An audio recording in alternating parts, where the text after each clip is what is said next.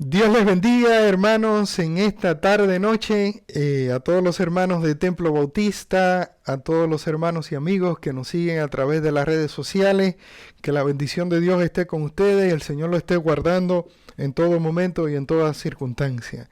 Estamos aquí para estudiar la palabra de Dios. Continuamos estudiando la carta a los Hebreos. Hoy vamos a estudiar Hebreos capítulo 10, versículos 26 al 39. Y creo que en momentos como estos, en momentos de crisis, en momentos de incertidumbre, una de las mejores cosas que podemos hacer como pueblo de Dios es aferrarnos a la palabra de Dios, seguir el consejo que el apóstol Pablo da en la carta a los Colosenses, que la palabra de Cristo more abundantemente en vosotros, porque la palabra, la fe viene por el oír y el oír por la palabra de Dios. O sea, la palabra de Dios produce fe en el corazón de los que la creemos, y esa fe nos ayuda a transitar todas las tormentas de la vida. Cuando hablamos de fe en la Biblia, hablamos de dos tipos de fe: fe para salvación y fe para vivir una vida cristiana que le agrade a Dios, obedeciendo sus mandatos, creyendo sus promesas para la gloria y la honra de nuestro buen Dios. Le invito a abrir sus Biblias, ahí en la carta a los Hebreos, capítulo 10, versículos 26 al 39. Dice así esta palabra, que es palabra de Dios: porque si pecáremos voluntariamente, después de haber recibido el conocimiento de la verdad, ya no queda más sacrificio por los pecados, sino una horrenda expectación de juicio y de hervor de fuego que ha de devorar a los adversarios. El que viola la ley de Moisés por testimonio de 2 o 3 testigos muere irremisiblemente. ¿Cuánto mayor castigo pensáis que merecerá el que pisoteare al Hijo de Dios y tuviere por inmunda la sangre del pacto, en la cual fue santificado, e hiciera afrenta al Espíritu de gracia? Pues conocemos al que dijo: mía es la venganza, yo daré el pago, dice el Señor. Y otra vez, el Señor juzgará a su pueblo. Horrenda cosa es caer en manos del Dios vivo. Pero traed a la memoria los días pasados, en los cuales, después de haber sido iluminados, sostuvisteis gran combate de padecimientos. Por una parte, ciertamente, con vituperios y tribulaciones fuisteis hechos espectáculo, y por otra, llegasteis a ser compañeros de los que estaban en una situación semejante. Porque de los presos también os compadecisteis, y el despojo de vuestros bienes sufristeis con gozo, sabiendo que tenéis en vosotros una mejor y perdurable herencia en los cielos. No perdáis, pues, vuestra confianza, que tiene grande galardón, porque os es necesaria la paciencia, para que, habiendo hecho la voluntad de Dios, obtengáis la promesa. Porque aún un poquito, y el que ha de venir vendrá y no tardará, mas el justo vivirá por fe. Y si retrocediere, no agradará mi alma. Pero nosotros no somos de los que retroceden para perdición, sino de los que tienen fe para preservación del alma. Nosotros no somos de los que retroceden. Vamos a orar. Padre, bendecimos tu nombre en esta hora. Te agradecemos por tus bondades, que son muchas, infinitas, por tu gran amor y por tu palabra, que es alimento a nuestras almas y sostén, Señor, a nuestras vidas. Bendícenos, Señor, guárdanos, Señor, ayúdanos, Señor, en el nombre de Jesús. Amén y amén. Bueno, esta advertencia que aparece en la carta a los Hebreos, ustedes, si tienen su Biblia Reina Valera y ven el subtítulo de esta porción, dice: advertencia al que peca deliberadamente. Es la cuarta advertencia que aparece en la carta a los Hebreos. Y estas advertencias han sido progresivas. Primero se habla en el capítulo 2 de indiferencia a la palabra de Dios. En el capítulo 3 y 4 se habla de incredulidad. Luego en el capítulo 5 del rechazo. Y aquí se habla del desprecio al sacrificio de Cristo. Tal vez esta advertencia es la más severa de la epístola y probablemente la más severa de toda la Sagrada Escritura. Es una advertencia tremenda. En esta advertencia, en los primeros versículos, del versículo 26 hasta el versículo 31, se habla del pecado de la apostasía. La palabra apostasía significa literalmente yo me separo, yo rechazo lo que supuestamente digo que he creído y yo me separo.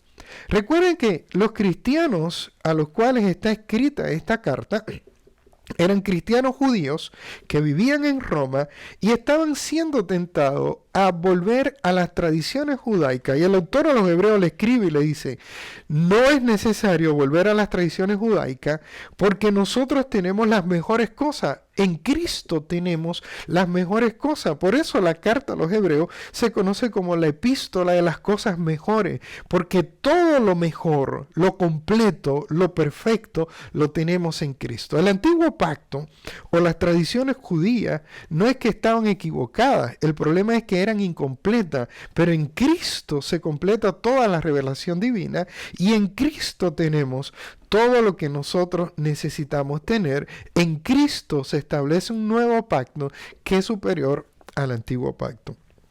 Bueno, en el versículo 26 nos dice, pero si pecáremos voluntariamente después de haber recibido el conocimiento de la verdad, ya no queda más sacrificio por los pecados. El pecar voluntariamente no significa ceder a una tentación. Todos nosotros sabemos que en nosotros mora la naturaleza espiritual y la naturaleza carnal. La naturaleza espiritual busca agradar a Dios y la naturaleza carnal busca el pecado, busca alejarse de Dios y ceder a la tentación y caer en pecado. Me encantaría decir que yo nunca he caído en pecado, pero sería un mentiroso. Nosotros todos sabemos que aunque somos cristianos, amamos a Dios, a veces hacemos cosas fuera de la voluntad de Dios o a veces no hacemos las cosas que Dios quiere que nosotros hagamos. Por eso podemos caer en pecado de omisión o pecado de comisión. El pecado de omisión es cuando no hacemos lo que Dios quiere que nosotros hagamos, y así lo dice Santiago. Pecado es el que sabe hacer lo bueno y no lo hace, y pecado de comisión es cuando hacemos aquellas cosas que están en contra de la voluntad de Dios. Bueno, cuando un cristiano peca, el cristiano siente el peso de haberle fallado a Dios, siente tristeza por estar fuera de la voluntad de Dios, siente esa carga en el corazón, y el cristiano que realmente es cristiano, cuando peca, no encuentra paz ni tranquilidad hasta que no se arrepiente de sus pecados, le pide al Señor que limpie su vida y vuelve a la comunión con Dios a través del arrepentimiento. Dice la Biblia que la sangre de Jesús nos limpia de todo pecado. Así que si usted peca, es cristiano y ha pecado sabiendo que es pecado porque ha cedido a la tentación y se ha sentido mal y le ha pedido perdón a Dios, la Biblia dice que Dios le ha perdonado si lo ha hecho con un corazón sincero.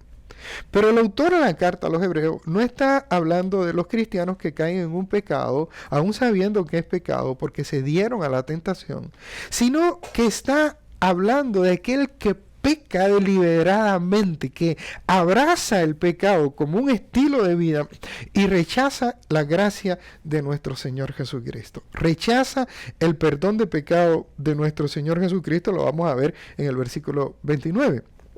Entonces, dice el autor a los Hebreos, si tú abrazas el estilo de vida de pecado, si tu conciencia está cauterizada y te hace insensible a la voz del Espíritu, para que tú puedas creer el Evangelio, entonces no hay nada que hacer. Porque la única manera en que nosotros podemos ser salvos de nuestros pecados es por medio del sacrificio de Jesucristo, creyendo el Evangelio, aceptando a Cristo como el Señor y Salvador de nuestras vidas y entregándole nuestras vidas completas al Señor, pidiéndole al Señor que perdone nuestros pecados. Entonces, si usted rechaza el sacrificio de Cristo y abraza el pecado como estilo de vida, ya no hay otra cosa que pueda hacer. En Juan capítulo 3, versículo 16, dice la Biblia que de tal manera amó Dios al mundo, que ha dado a su único Hijo, a Jesús, para que todo aquel que en Él cree no se pierda, mas tenga vida eterna. Y ese es el Evangelio, que Dios te amó, que envió a su Hijo, y ese Hijo murió en una cruz en lugar tuyo, por tus pecados, para que si tú crees en Él, si tú lo recibes como el Señor y Salvador de tu vida, no tengas que pagar por tus pecados, no te pierdas, sino que tengas vida eterna. En el versículo 17 de Juan dice, el que en Él cree no es condenado, o sea, ya ha sido perdonado. Pero el que no cree, no es que va a ser condenado, ya ha sido condenado porque no ha creído en el unigénito Hijo de Dios. Y esta es la condenación, dice Juan, que la luz vino al mundo, o sea, Cristo vino al mundo, pero los hombres amaron más las tinieblas que la luz. Abrazaron el pecado como estilo de vida y rechazaron la gracia de Dios que se ofrece por medio de nuestro Señor Jesucristo. Entonces dice el autor a los hebreos, aquellos que abrazan el pecado como estilo de vida y rechazan la gracia de Dios, ya no tienen solución, no hay otra manera, ya no hay otro sacrificio, no hay otra manera en que el ser humano puede ser salvo. Entonces miren lo que dice el versículo 27, ¿qué le espera? Le espera a ellos una horrenda expectación de juicio y de hervor de fuego que ha de devorar a los adversarios. ¿Qué le espera? La condenación en el infierno. Una horrenda expectación de juicio y hervor de fuego que demora a los adversarios. ¿Quiénes son los adversarios? Los enemigos de Dios. ¿Y quiénes son los enemigos de Dios? Todos aquellos que no han creído en el Evangelio.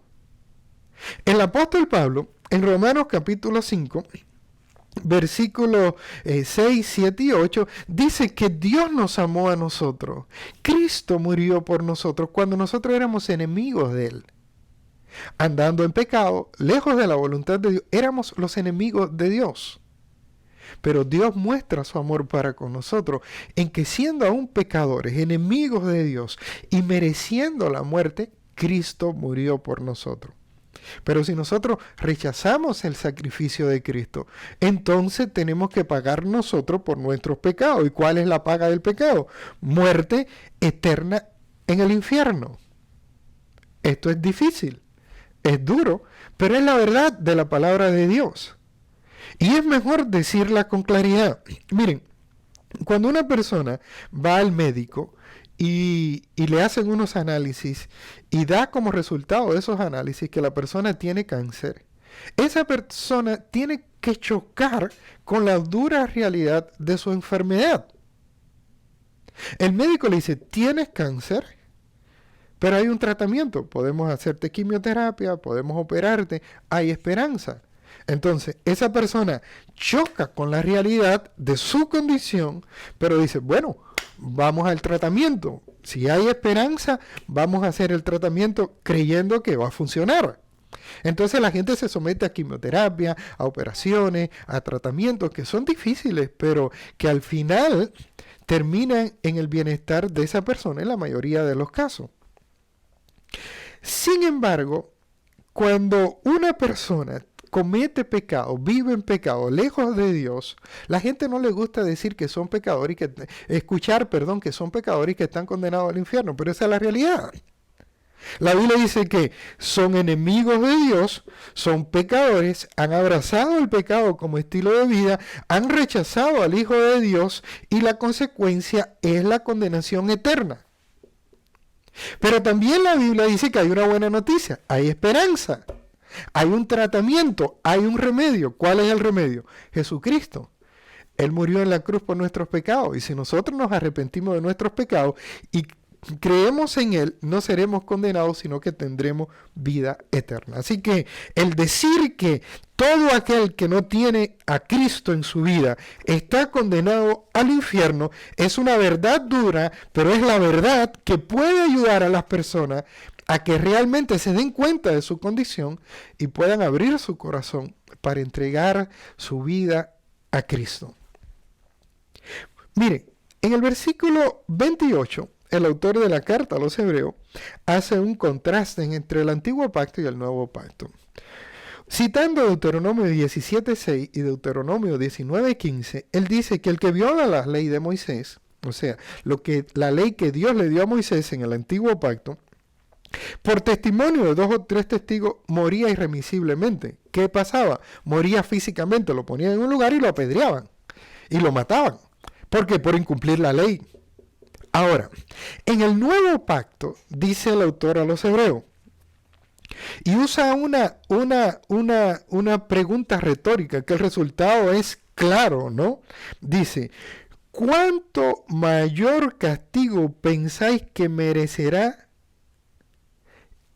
el que pisoteare al Hijo de Dios y tuviere por inmunda la sangre del pacto, en la cual fue santificado, e hiciere afrenta al Espíritu de gracia? La respuesta es un castigo mucho mayor. Entonces el castigo no se trata de una muerte física, sino de una condenación eterna en el infierno. Pero miren qué interesante que aquí no se habla de un pecado que uno comete cuando ceda a una tentación. Habla de un rechazo abierto al sacrificio de Cristo. Miren cómo el autor a los hebreos lo presenta. Dice, pisotear a quien, al Hijo de Dios, despreciar la obra de Cristo hasta tal punto que tener como metáfora pisotear al Hijo de Dios. O sea, denigrar al Hijo de Dios. Qué tremendo, porque en estos días hemos visto en la noticia cómo el gobernador del estado de Nueva York decía por todos los medios de comunicación, estamos ganando esta batalla contra el coronavirus, pero no lo hizo Dios, ni lo hizo la fe, lo hicimos ¿quiénes? Nosotros.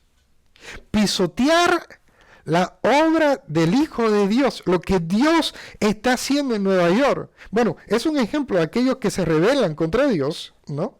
Dice, el que tuviere por inmunda la sangre del pacto en la cual fue santificado, o sea, esa sangre que te puede perdonar el pecado y te puede preparar la vida eterna, y tú la rechazas, la tiene por inmunda, o que te enfrentas o hace afrenta al Espíritu de gracia, y es primer lugar, el único lugar en el Nuevo Testamento donde aparece Espíritu de gracia. O sea, te enfrentas y rechazas la obra del Espíritu Santo en tu vida. ¿Qué le espera a esta persona? Bueno, la condenación. Y nos damos cuenta que estas características reflejan a personas que son anticristo, que se oponen a Cristo y se oponen a la obra de Dios. Ahora, uno dice, bueno, pero eran cristianos que se apartaron del evangelio, verdaderos cristianos que en un momento dijeron, voy a pecar voluntariamente y me voy a ir. Miren, la Biblia nos enseña que eso no pasa. La Biblia nos enseña que el cristiano de verdad permanece hasta el final. La evidencia de que uno ha creído de verdad en el evangelio es que permanece hasta el final. Porque la Biblia nos enseña que juntamente con el trigo, o sea, con el buen cristiano, también dentro del trigo hay cizaña, gente que tiene apariencia de cristiano, gente que habla como cristiano, que se pueden comportar como cristiano, pero no son cristianos, porque no han nacido de nuevo, no dan fruto para la gloria y honra de nuestro buen Dios. Miren lo que dice la primera carta del apóstol Juan con respecto a esto. En el capítulo 2, versículos 18 y 19, dice de la siguiente manera: hijitos míos, ya es el último tiempo, es el tiempo final. Y según vosotros oísteis que el anticristo viene.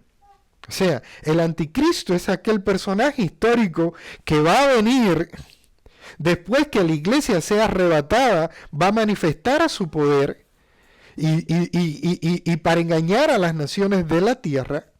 Y viene el periodo de tribulación, eso lo vimos en Apocalipsis. Dice, el anticristo viene. La iglesia cristiana sabía que un día vendría un personaje histórico que sería el anticristo. Pero dice Juan, el anticristo va a venir, pero ya hay muchos anticristos por el mundo.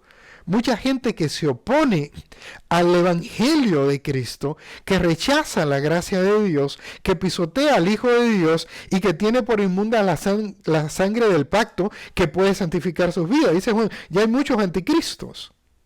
Por eso conocemos que estamos en el último tiempo, dice Juan. Ahora miren qué interesante lo que dice Juan. Dice, salieron de nosotros, de medio de la iglesia. Parecían cristianos. Estuvieron un tiempo con la iglesia, pero no eran de nosotros. Porque si hubiesen sido de nosotros, hubieran permanecido con nosotros. Si hubiesen sido realmente cristianos, hubieran permanecido en la fe, en la obediencia a Dios y en el servicio a Dios. Pero no eran de nosotros, porque si hubiesen sido de nosotros, hubiesen permanecido. Pero salieron, dice Juan, de nosotros, para que se manifestase que no todos son de nosotros. No todo el que dice que es cristiano realmente lo es. Y muchas personas han apostatado de la fe y uno dice, pero tan buen cristiano que era. No, nunca lo fue. Por eso apostató. Juan lo dice, eran de nosotros, estaban con nosotros, pero no eran de nosotros. El Señor Jesús en la parábola del sembrador nos enseñó que hay 4 tipos de corazones o de terreno que reciben el evangelio. Hay un corazón duro como el camino, que cuando recibe la palabra de Dios no produce nada. Vienen las aves del cielo y la comen, porque el corazón está duro. El enemigo viene y roba esa palabra. Hay corazones que son como piedra y que cuando la palabra de Dios se tira ahí, se pega, crece rápido una planta, pero cuando viene el problema, la lucha, se muere porque no tenía raíz. Entonces son esos corazones que escuchan el evangelio y lo reciben con alegría, pero después cuando viene la prueba, se muere. Nunca dieron realmente fruto. Hay otro corazón que es como los espinos, que es una tierra llena de espinos, donde cae la semilla, la planta crece, pero los espinos de la vida, ¿qué cosa? Lo ahogan y no da fruto. Pero la Biblia dice que hay corazones que son como buena tierra, que cuando el evangelio llega y se pega, da fruto a 30, 60 y a 100 por uno. Entonces los apóstatas pueden ser como el terreno pedregoso o de espinos, que aparentemente tienen un encuentro con Cristo, pero al que al final se muere eso y se constituyen enemigos de Dios. ¿Por qué? Porque no nacieron de nuevo. Dice Juan, si hubiesen sido de nosotros, hubiesen permanecido, pero salieron de nosotros para manifestar que no todos son de nosotros. Y qué tremendo, porque en las épocas de crisis, en las épocas de lucha, en las épocas de tribulación y conflicto, la iglesia es sacudida. Y muchos que son como la cizaña, que tienen apariencia de cristianos, se van. Pero los cristianos verdaderos permanecen, se aferran a Dios, se agarran del Señor, no importa lo que tengan que enfrentar. Ellos saben en quién han creído y saben cómo termina su historia. Su esperanza está en Cristo. Bendito sea el nombre del Señor. Miren, ¿cuál es la consecuencia de los apóstatas? Miren los versículos 30 y 31. Pues conocemos al que dijo, mía es la venganza, yo haré el pago, dice el Señor. Y otra vez, el Señor juzgará a su pueblo. Horrenda cosa es caer en manos del Dios vivo. La Biblia dice, lo vimos cuando estudiamos Apocalipsis, que en Apocalipsis 20, todos aquellos que no han creído en Jesús, va a haber una resurrección para condenación y se abrirán los libros, y aquellos que no tengan su nombre en el libro de la vida serán lanzados al lago de fuego y azufre. Es una condenación eterna en el infierno. Dice, pastor, esta cosa es dura. Sí, pero es la verdad. Pero ¿sabe cuál es la verdad también? Que Dios no quiere que nadie vaya allí. Por eso proveyó el sacrificio de su Hijo, para que todo aquel que en Él cree no se pierda, mas tenga vida eterna. Y la verdad es que el Señor no ha venido todavía, como algunos tienen por tardanza la venida de Cristo, porque Él es paciente y misericordioso, no queriendo que nadie se pierda, sino que todos procedan al arrepentimiento. Pero el que no cree en el Hijo de Dios no es que va a ser condenado, ya ha sido condenado. Porque dice Juan, como dijimos anteriormente, la luz vino al mundo, pero los hombres amaron más las tinieblas que la luz porque sus obras eran malas. Cristo vino para salvarle, pero abrazan el pecado voluntariamente y rechazan deliberadamente y se oponen como enemigos de Cristo y de la obra de Cristo efectuada en la cruz del Calvario. En la historia del cristianismo hay una persona que se conoce como Juliano el Apóstata. Él era sobrino, medio sobrino de Constantino el Grande. Y él, cuando Constantino toma el control de todo el imperio romano, él tiene una política abierta al cristianismo. El cristianismo luego se establece como religión de Estado. El gobierno empieza a favorecer al cristianismo. Bueno, Julián el Apóstata parecía que era cristiano, pero cuando toma el poder, él instaura de nuevo el paganismo romano en el imperio y se vuelca en contra de los cristianos, y por eso a lo largo de la historia se ha conocido como Juliano el Apóstata. Lo interesante de todo es que en una batalla él es herido mortalmente y está a punto de morir, y efectivamente luego murió, y dice que él alzó su puño al cielo y dijo: venciste, Galileo. O sea, luché contra ti, pero venciste. Al final, el Señor siempre vence. Y aquellos que se oponen al Señor, dice la Biblia, que le espera una horrenda expectación de juicio y condenación eterna. Ahora, Dios no quiere que la gente vaya al infierno. Por eso nos tiene a nosotros aquí para decirle a la gente: hay esperanza. Hay una buena noticia. Y es que Cristo murió por ti. Y si tú crees en Él de verdad, no tendrás que pagar la pena de tu pecado, sino que te serás perdonado y tendrás vida eterna. Bendito sea el nombre del Señor. Bueno, en estos primeros versículos del 26 al 31 se habla de la apostasía y la consecuencia de la misión. Ahora, los versículos del 32 al 38 son versículos hermosos que nos hablan de un llamado a los verdaderos hijos de Dios a la perseverancia. Miren qué interesante, es un llamado a la perseverancia. Lo primero que vemos en el versículo 32 es que el autor a los hebreos estaba convencido de que aquellos cristianos judíos que estaban en Roma eran verdaderamente cristianos. Recuerden en Hebreos capítulo 6 cuando se habla de aquellos que vuelven a los rudamentos, que recaen y que se vuelven apóstatas de la fe. En versículos más adelante dice: pero nosotros estamos persuadidos de ustedes de mejores cosas.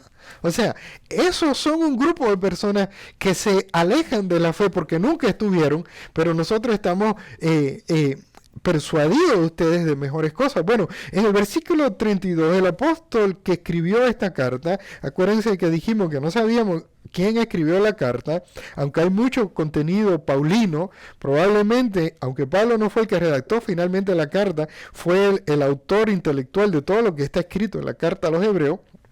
Aunque no se puede afirmar con toda certeza, el autor de esta carta da por sentado que los cristianos judíos a los cuales está dirigida esta carta son verdaderamente cristianos. Entonces, el versículo 32 al 38, él les alienta a permanecer fieles en el Señor y les da tres razones.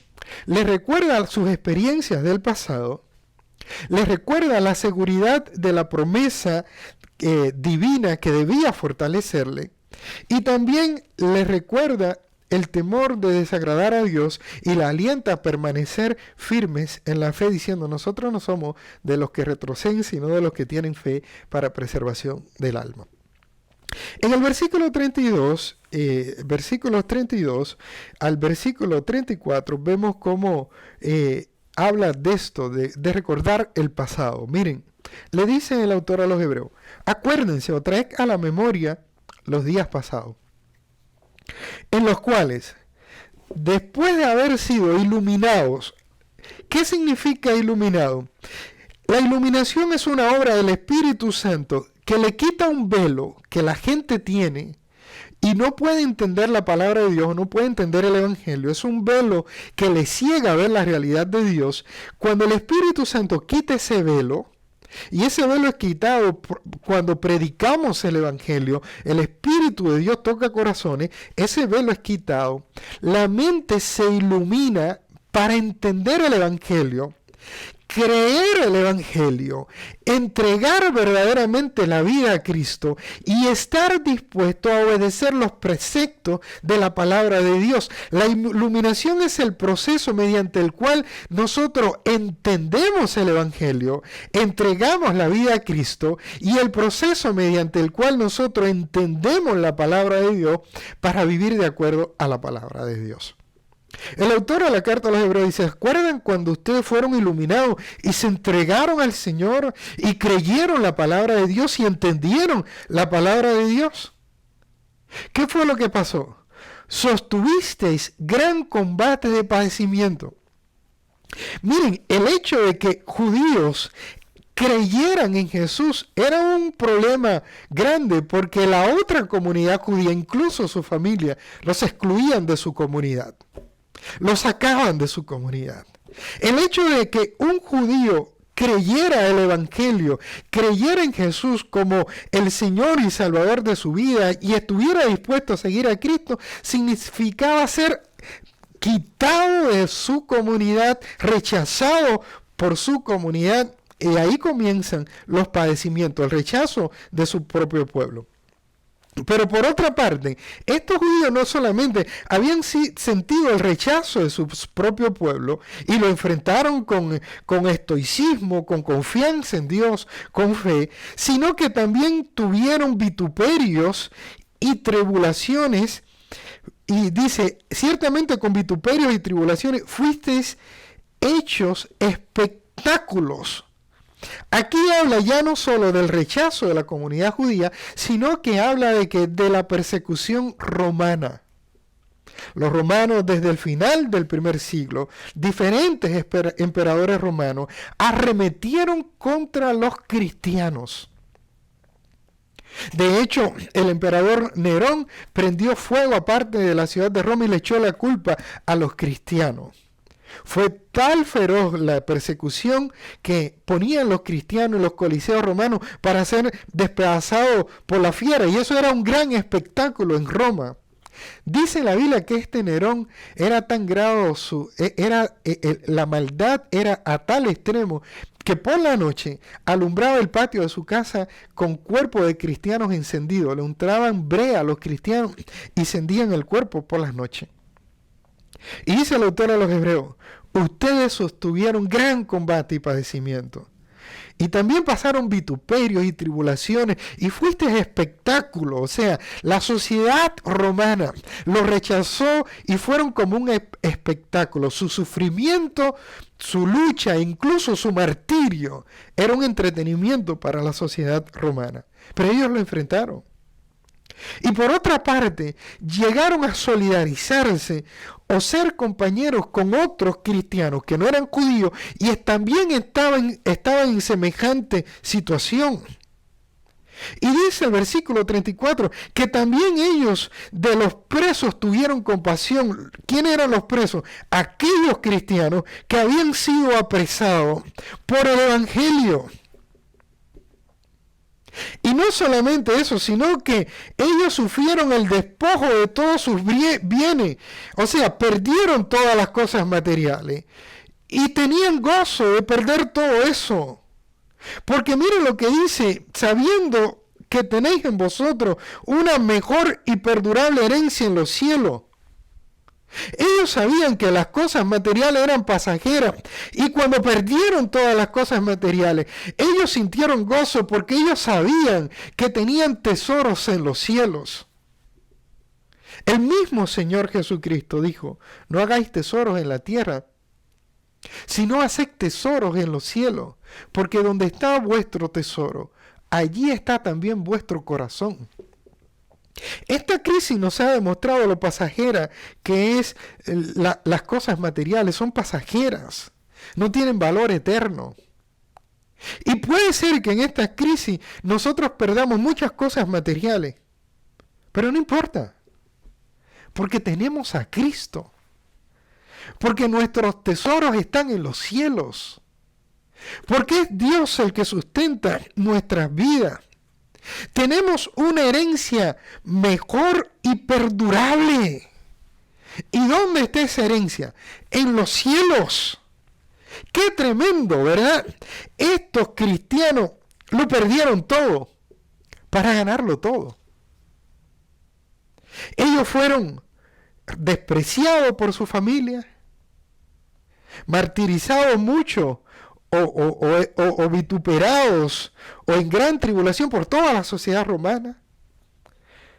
Fueron compañeros de aquellos cristianos que no eran judíos, eran gentiles en las tribulaciones. Se compadecieron de los presos. Perdieron todos sus bienes, fueron despojados de los bienes, pero tuvieron sufrimiento con gozo, porque el corazón de ellos estaba en los cielos. Bendito sea el nombre del Señor. Qué tremendo, porque en momentos como estos, donde hay mucho sufrimiento, qué bueno es recordar cómo termina la historia de nuestras vidas. Por eso vemos en estos versículos que el autor no solamente les recuerda su experiencia del pasado y cómo ellos enfrentaron toda tribulación con fuerza, con entrega, con gozo, sino que les recuerda la esperanza que ellos tienen en los cielos. La esperanza del cristiano no es que vamos a durar mucho tiempo en la tierra, aunque muchos duran mucho tiempo. La esperanza del cristiano no es que vamos a tener grandes fortunas. La esperanza del cristiano está en que un día nos vamos con Cristo, que un día vamos a vivir eternamente con el Señor. Miren lo que dice el versículo 5, dice: no perdáis pues vuestra confianza, esa confianza que lo llevó a enfrentar todas las cosas que tuvieron que enfrentar. Y dice que esa confianza en Dios tiene grande galardón. ¿Cuáles son esos galardones? Aquellas coronas y premios que Dios va a entregar a los hijos de Él, a los verdaderos cristianos, cuando tengamos que compadecer ante el tribunal de Cristo.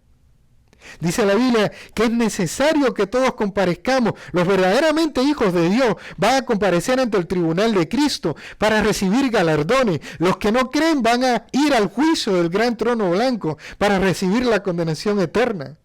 Y aquí el autor a los hebreos recuerda los galardones.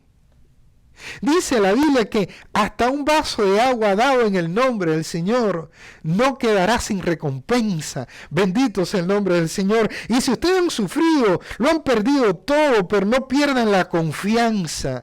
No pierdan la confianza en el Señor, porque tiene grande galardón. Qué lindo el versículo 36. Y es algo que nosotros tenemos que tener presente en este tiempo. Dice: porque os es necesaria la paciencia. Y hoy, con todo lo que está pasando, la gente está perdiendo la paciencia. Está llenándose de ansiedad. Pero la Biblia dice que tenemos que tener, ¿qué cosa? Paciencia. La paciencia es la espera con fe. Estamos llenos de incertidumbre, las circunstancias son adversas, no sabemos qué va a pasar, pero esperamos, porque estamos seguros de que Dios tiene el control de todas las cosas. Pero mira qué tremendo, porque esa paciencia nos lleva a hacer la voluntad de Dios. En medio de cualquier tribulación, crisis que nosotros vivimos, tenemos que saber que no solamente tenemos que creer las promesas de Dios, sino que tenemos que vivir en la voluntad de Dios. Y eso es lo que hacen los verdaderos cristianos. Anhelan vivir en la voluntad de Dios para que, habiendo hecho la voluntad de Dios, primero entregar nuestras vidas a Cristo y luego vivir de acuerdo a su palabra, podamos nosotros, ¿qué cosa? Obtener la promesa. ¡Qué bendición! ¿Y cuál es la promesa? La vida eterna, cuando Cristo venga por nosotros. Miren lo que dice el versículo 37. Porque aún un poquito y el que ha de venir vendrá y no tardará. La promesa es que Cristo viene por la iglesia. Cuando el apóstol Pablo escribió en Primera de Tesalonicenses y habló del arrebatamiento, que los muertos en Cristo resucitarán primero y nosotros los que quedemos seremos transformados y el Señor nos recibirá en el aire, iremos a la casa del Padre y estaremos unidos con el Señor por siempre. Dice en Tesalonicenses, alentaos unos a otros con estas palabras. Y estos son momentos donde tenemos que recordar que Cristo viene por su iglesia, que nuestra ciudadanía está en los cielos, que nosotros vivimos con los pies en la tierra pero con el corazón en el cielo, porque nosotros sabemos cómo termina la historia. Bendito sea el nombre del Señor. En el versículo 28 dice, bueno, mientras nosotros tenemos paciencia, es necesaria la paciencia, debemos vivir por fe. Mas el justo por la fe vivirá. Y cuando se usa esta expresión, que es una expresión de Habacuc capítulo 2, versículo 2 y versículo 3 y 4, y se usa en Romano para hablar de la salvación por fe, y también se usa en Gálatas. Cuando dice el justo por la fe vivirá, significa que nosotros somos justificados por medio de la fe en Jesucristo. Es la fe en Jesús lo que nos hace justo, que nuestros pecados son perdonados. Pero también significa que nosotros debemos vivir por fe y no por vista. ¿Qué significa vivir por fe? Vivir creyendo en el Señor, vivir creyendo en sus promesas, vivir creyendo en sus palabras, vivir viendo lo que no se ve. Y el próximo capítulo, que es el capítulo 11, justamente de eso se trata, de vivir por fe. ¿Y qué es vivir por fe? Tener la confianza en el Señor y en su palabra, la seguridad que Él tiene el control en nuestras vidas, sabiendo que el Señor guía nuestras vidas por el mejor camino y nos sostiene en sus manos hasta que le veamos cara a cara. Bendito sea el nombre del Señor. Por eso dice en el versículo 38, que los que retroceden no agradan el alma del Señor. ¿Quiénes son los que retroceden? Los apóstatas, los que fueron descritos en el versículo del 26 al 31, y serán condenados en el infierno. Pero miren lo que dice el versículo 39, y quiero que lo lean conmigo. Vamos a leerlo juntos. A ver, 1, 2 y 3. Pero nosotros no somos de los que retroceden para perdición, sino de los que tienen fe para preservación del alma. Nosotros los verdaderos cristianos, no importa la circunstancia en que vivamos, no importa las luchas que tenemos que enfrentar, no retrocedemos para la perdición, sino que nos mantenemos confiados en el Señor para preservación de nuestras almas. Confiado en el Señor en estos momentos de lucha, de prueba, nuestra mirada está en el Señor. Bendito sea el nombre de Cristo. Vamos a volver a leerlo juntos, el versículo 39. Pero nosotros no somos de los que retroceden para perdición, sino de los que tienen fe para preservación del alma. Y la palabra fe en griego significa dos cosas: una fe, confianza en Dios, fe en Cristo, y otra cosa significa fidelidad. Somos fieles a Dios. En medio de esta crisis confiamos en Dios y somos fieles a Dios. ¿Y qué significa ser fiel a Dios? Seguir viviendo para hacer la voluntad de Dios. ¿Y cuál es la voluntad de Dios? Que vivamos en santidad, que prediquemos el Evangelio. La orden no ha cambiado. Este tiempo es un tiempo bueno para hablarle a otros de la gracia de Dios manifestada en la cruz del Calvario para el perdón y para otorgar vida eterna por medio de Jesucristo. Nosotros no somos de los que retroceden para perdición, sino de los que tienen fe para preservación del alma. Esta crisis que estamos viviendo pasará y los verdaderos cristianos saldrán más fortalecidos y veremos la gloria de Dios en nuestras vidas, porque nuestra esperanza está en el Señor. Si tú me estás escuchando y no has entregado tu vida a Cristo, dice la Biblia que hay una horrenda expectación de juicio para ti, condenación en el infierno. Pero dice la Biblia también que hay una buena noticia. Dios no quiere que mueras, sino que tengas vida eterna. Recibe a Cristo como el Señor y Salvador de tu vida. ¿Y cómo puedes hacerlo? Ahí donde está puedes orar y decir: Señor Jesús, gracias por morir en una cruz por mis pecados. Yo me arrepiento de mis pecados, perdóname, te entrego mi vida. Yo te recibo como mi Señor y mi Salvador. Señor, ven a mi vida y cámbialo todo. Quiero caminar contigo.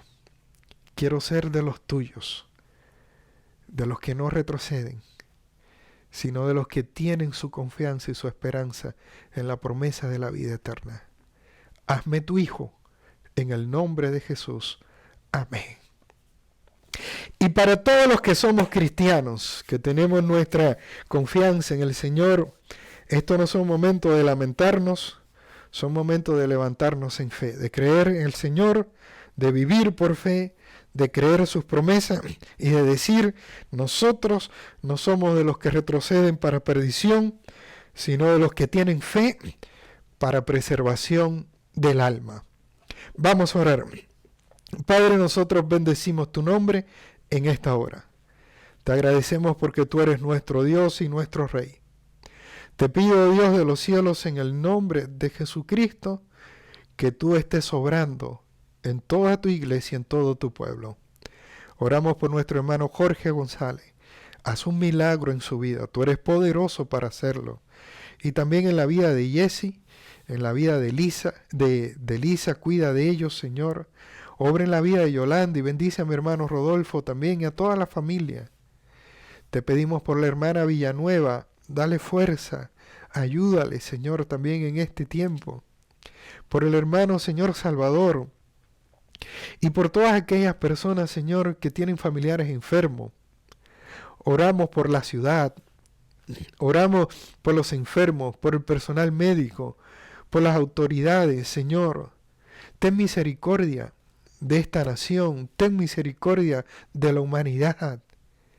Y te pedimos, Señor, en el nombre de Cristo, que en medio de esta crisis tú traigas un avivamiento, que la gente se pueda dar cuenta de lo frágil que es la vida y la necesidad de la salvación eterna que solo es posible por medio de nuestro Señor Jesucristo. Señor, te decimos en esta hora que nosotros no somos de los que retroceden para perdición, sino de los que tenemos fe para preservación del alma y que estamos dispuestos a transitar esta tormenta viviendo por fe, con nuestra mirada en ti, porque tú eres el único Dios y el Dios que nunca falla y que nunca defrauda a los que confían en ti. En el nombre de Jesús, amén. Que Dios les bendiga, hermanos.